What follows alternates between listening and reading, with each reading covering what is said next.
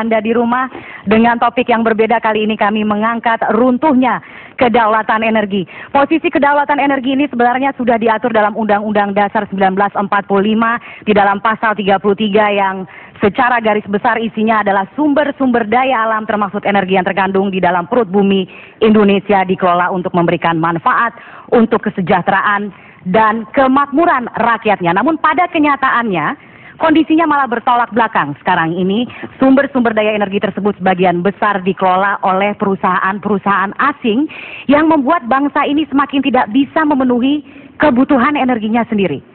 Apa persoalannya dan bagaimana mengatasinya? Langsung saja kalau begitu saya akan menyapa komoderator saya untuk malam hari ini, Ali Mokhtar Ngabalin. Ya. Selamat malam, Ali. Apa kabar Kania? Salam anak negeri. Salam anak negeri. Alhamdulillah kita berjumpa lagi malam ini setelah sebulan. Iya. Cukup lama rasanya. Cukup lama. Bicara hal-hal yang strategi untuk kepentingan bangsa dan masa depan rakyat, rasanya waktu terlalu cepat berjalan. Dan tentunya kita tidak boleh juga lupa menyapa kurang lebih 100 tokoh anak negeri yang sudah hadir bersama kami pada malam hari ini. Tidak bisa saya sebutkan satu persatu, tapi terima kasih sekali lagi atas kehadirannya pada malam hari ini. Boleh tepuk tangannya? Di samping itu Kania, hadir di tengah-tengah kita juga teman-teman dari Universitas Indonesia, dari ITB, kemudian Universitas Katolik Parahyangan, IPNU, kemudian Paramadina University, ada juga STAI NU, Mustopo Beragama, kemudian Politeknik, LPKIA, Universitas Negeri Jakarta, Universitas Bung Karno, dan Universitas Pajajaran. Tepuk tangan untuk mereka semua. Ya. Baik, langsung saja kalau begitu kita persilahkan Chairman dari former parliamentary member yang juga adalah penyelenggara dari acara pada malam hari ini untuk menyampaikan sepatah dua patah kata mengenai topik kita pada malam hari ini, runtuhnya kedaulatan energi. Ini sebenarnya persoalan yang... Ya. Selamat malam, salam anak negeri. Selamat datang 100 tokoh dalam Saresehan Anak Negeri. Pada malam ini kita akan merasakan apa yang diderita oleh rakyat Indonesia. 250 juta rakyat Indonesia pada saat sekarang ini merasakan kegalauan. Karena apa?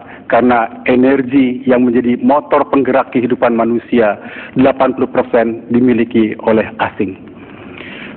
Tentu ini merupakan, kita menganggap bahwa ini adalah satu pengingkaran terhadap amanah Undang-Undang Dasar 45 pasal 33.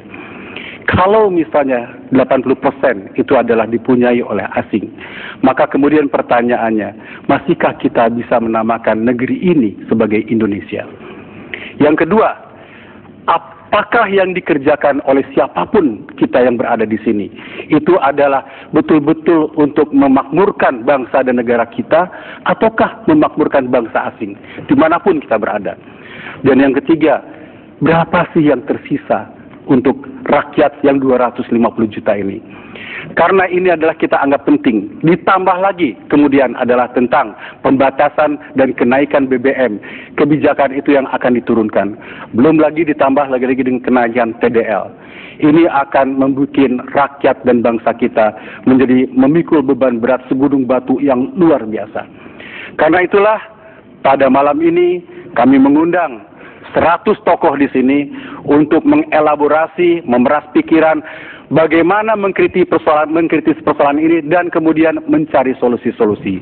Mudah-mudahan diskusi ini bermanfaat. Selamat berdiskusi. Ya, baik. Terima kasih Pak Happy. Baiklah, seperti biasa, sebelum kita mengawali diskusi kita pada malam hari ini, terlebih dahulu kita simak informasi pengantar berikut ini.